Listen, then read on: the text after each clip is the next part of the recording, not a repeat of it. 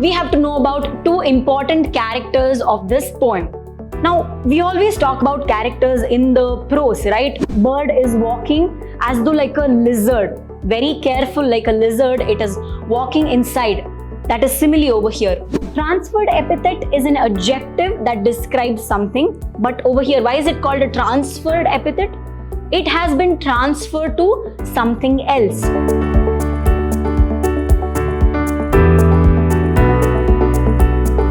Hello and a very warm welcome to all of you to your prep school English classes. I am your English teacher, Kshama. Today in this class, we are going to talk about the second poem from your Hornbill textbook named The Laburnum Top by Ted Hughes.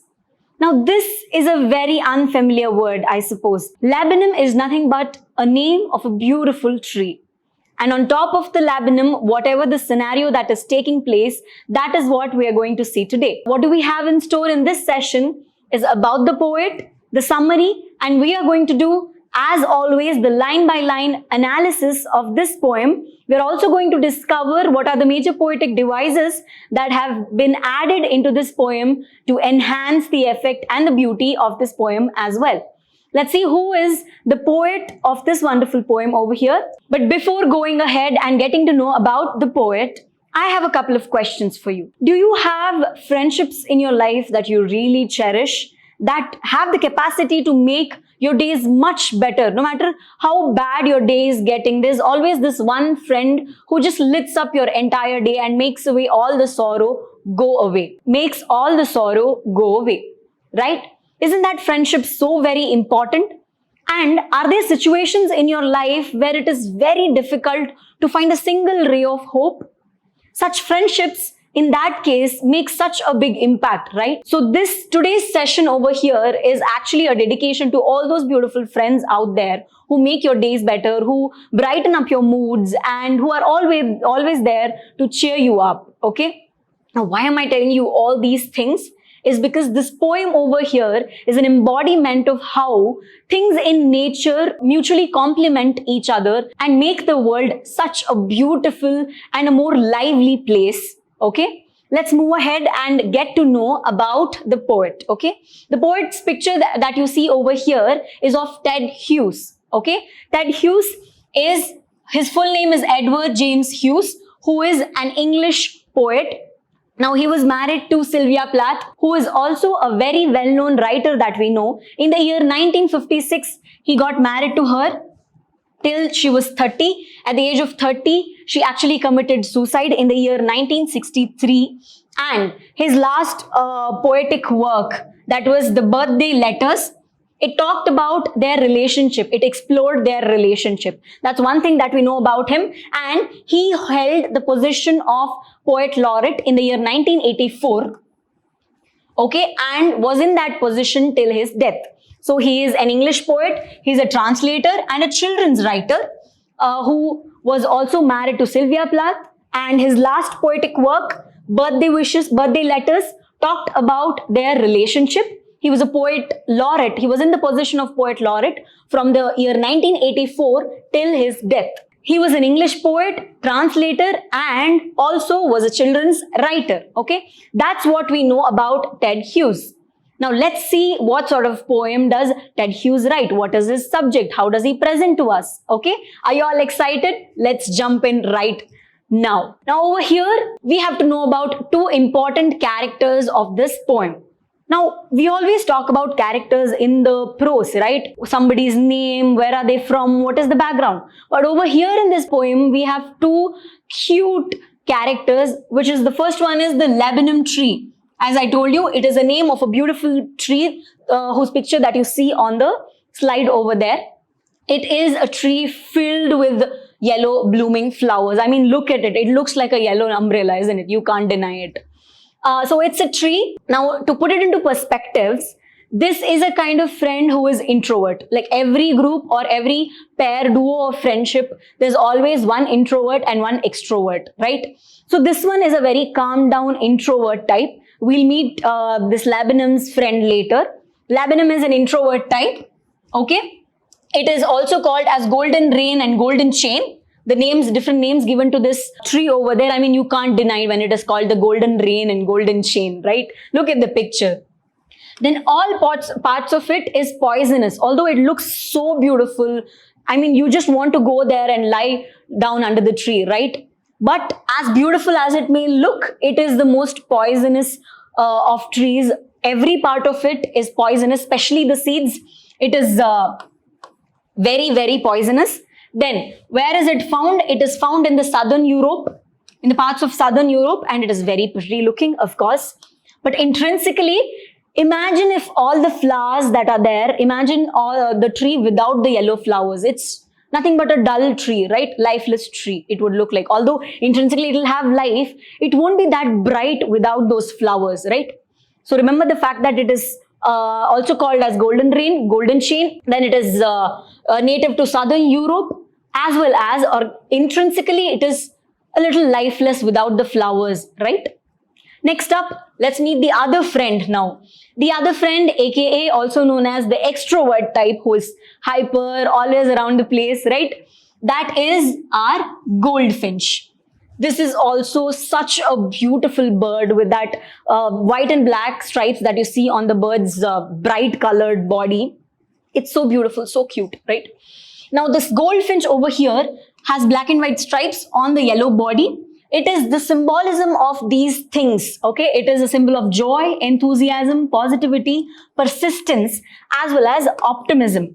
Now, in Christianity, it is believed to be one of the sacred birds. And in case of Egyptian culture, it is believed as an embodiment, or it is believed that the dead people are revived in the form of this bird. Okay, how in case of Hindu scriptures, there is a belief that crows are an embodiment or revival of dead people. Similarly, in the Egyptian culture, it is believed that these birds are revived form of or personification of dead people. It is also sacred in case of what? In case of Christianity. Now, you can't help but keep this bird as a symbol of joy, positivity, optimism, and enthusiasm, all of that after looking at that bird, right? Let's see how this friendship is. Let's explore this friendship and understand it in detail, okay? Let's waste no time and dive into the poem. So this is the first stanza over here. The laburnum top is silent, quite still. In the afternoon, yellow September sunlight, a few leaves yellowing, all its seeds fallen. Now, the first introvert type friend is here. The laburnum top is silent. There is no noise over there. There's no movement. It is as though it looks lifeless. Okay? It looks as though it is an equivalent to an object, lifeless object. Then it's quite still. There's no movement as such. Okay? In the afternoon, yellow September sunlight. Now, the color of the laburnum tree and the color of the September sunlight, yellow, both of them are matching the moods. It is bright yellow sunshine in the afternoon, okay? Both of them are matching the moods and there is no noise or no sound around, okay? A few leaves yellowing, the leaves are yellow, September sunlight is yellow, all its seeds fallen, okay? Seeds are all falling. Then you don't see any particular rhyme scheme over here, okay? It is written in free verse. What is the scenario? The scene is being set up. When you go inside, you see that there's a laburnum tree, quite still. Imagine in your heads, close your eyes, imagine in your heads, there's a laburnum tree. Imagine the picture that I showed you. It's quite still and there is this bright September sunlight that is falling on the tree. It's very blinding. We can't distinguish between the yellow leaves of the laburnum tree and the sunlight that is falling over there. Both of them are matching the moods. It's quiet, no noise. Moving on. Let's have a recap of this particular stanza.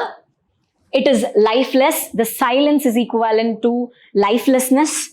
And the mood is matching between the sunlight and the leaves of the tree. It is the season of autumn. The color of the leaves is changing, September sunlight, right? And the leaves are shedding, the seeds are also falling down. It's the nesting season, which means the tree is waiting for someone's arrival, okay? Waiting to be revived. And there was an alliteration, September sunlight. The consonant sound S has been repeated twice, September sunlight. Okay. Now over here, which means we are waiting for the arrival of the extrovert type of the friend, which is the goldfinch, of course. Moving forward, till the goldfinch comes. Now the wait is over. Till the goldfinch comes with a twitching chirrup, a suddenness, a startlement at a branch end. Then sleek as a lizard and alert and abrupt, she enters the thickness and a machine starts up, of chitterings and of tremor of wings and trillings. I mean, the wait is over.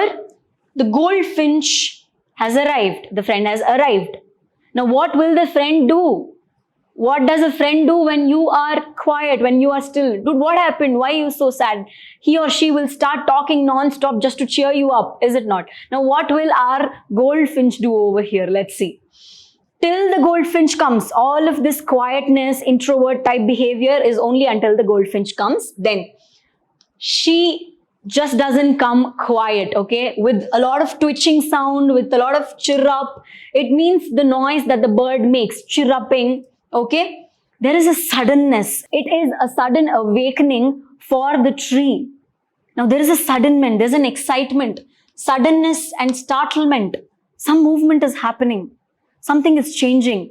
The quietness that had surrounded the entire tree is washing away. How? At a branch end, at the edge of the branch, there's something that has, started the change. Then sleek as a lizard, just like a lizard, there is simile over here. The movement of the bird, sleek, so with so much grace, with so much, pride, the bird is walking as though like a lizard.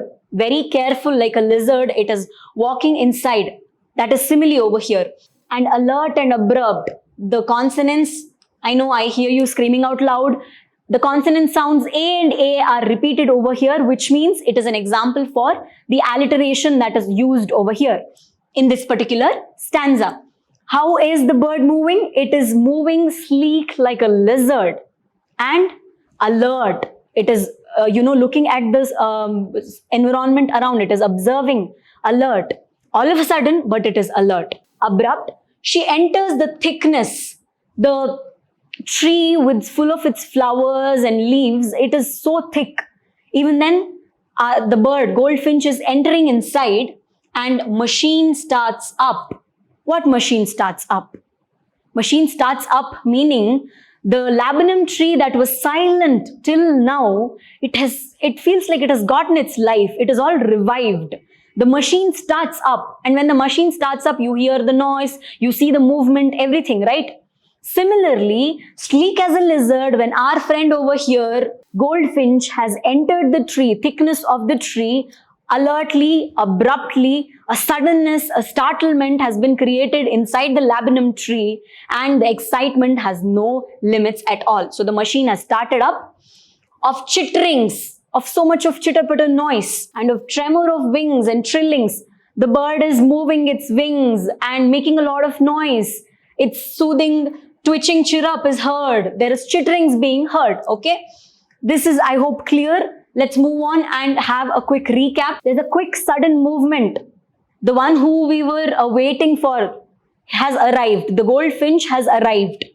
There's a repeated high-pitched sound that the bird is making, okay, as though the machine has started up. Although there is suddenness, there is startlement that has been created. Elegantly, smoothly like a lizard, it is coming inside. Comparison, simile has been done. Alert, abrupt, twitching. There's also another example, as you can see, of tremor and trillings, alert and abrupt. These are examples for alliterations, as you can see. Okay, and then there is also a metaphor, a comparison. Machine starts up. What is the machine over here? We're not literally talking about the goldfinch going somewhere and switching on the machine. We are creating an image of how the laburnum tree is looking as though the machine has gotten started up. That comparison is called as metaphor. Okay, machine starts up. The busyness that gets created in the laburnum tree is represented through what? the machine, starting up of the machine. Then it gets busy. The baby birds sound, since it's the nesting season, obviously the goldfinch has arrived to feed its babies, right? There is shaking, there is twitting, a lot of noise, a lot of movement that is happening inside the laburnum tree. So it is so alive, so full of life, just how you are on a very blue feeling day right after your friend arrives, right? Then the whole tree trembles and thrills. It is the engine of her family. Her meaning the goldfinch I've mentioned here. She stokes it full, then flirts out to a branch end, showing her barred face identity mask. Then, with eerie, delicate whistle chirrup whisperings, she launches away towards the infinite, and the laburnum subsides to empty. Okay? Now, in the first part, we saw that the laburnum was quiet. Then in the second part, we saw that there comes the friend, the goldfinch, and it gets all busy. There is movement, there is noise. Laburnum tree is so much full of life, right? But in the third part, the whole tree trembles and thrills with excitement. There's a lot of movement, a lot of aliveness, feeling of aliveness that is seen in the tree. As has been said multiple times, it's the engine of her family. Of whose family? The laburnum tree over here is getting benefited by the bird. How is it getting benefited by the bird? It is getting the sense of being alive, sense of excitement from the arrival of the bird. Similarly, the laburnum tree over here is giving shelter to the birds and the babies of the birds, right? How beautiful. They mutually are helping each other, complementing each other. This engine of her family, the shelter of her family, she stokes it full. When she comes there, she will feed the fuel, or she will feed her babies with the food that she has bought. Okay? She stokes it full, engine of her family. Then flirts out to a branch end. Once when she is done feeding all the babies, she doesn't sit there. She moves to the end of the branch, and what does she do? Showing her barred face identity mask. Over here, if you see, it feels like the goldfinch is wearing a mask, right? Only it is on top of her head over here. So the poet is trying to create an image of how when the shadow of the leaves are falling on her face, it feels as though she is inside the bars, right? And also with the color that she has on her face, it feels like she is wearing a mask. Showing her barred faced identity mask, showing it off, she sits at the edge of the branch, showing her barred face, the identity mask that she has, she shows it there.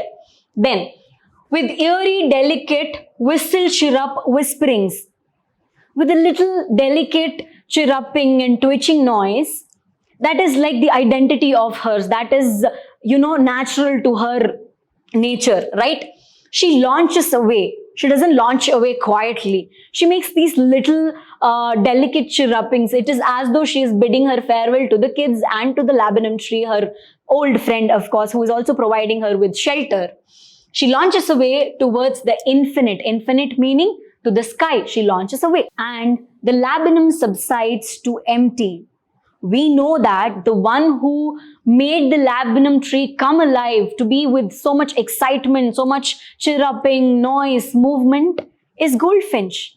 Now that the friend goldfinch, the extrovert type, has moved away, the laburnum has subsided. It has come back to being empty, come back to being the, although colorful, yet the lifeless nature that it has come back to it, right?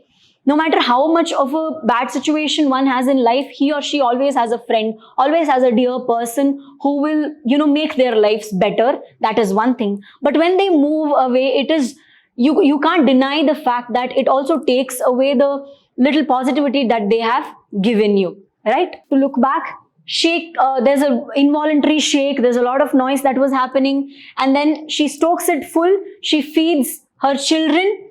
Then she moves slowly to the end of the branch, showing her, strangely in a mysterious way, showing her barred face, identity mask. Then she flies away to the sky, and laburnum tree becomes as it was earlier.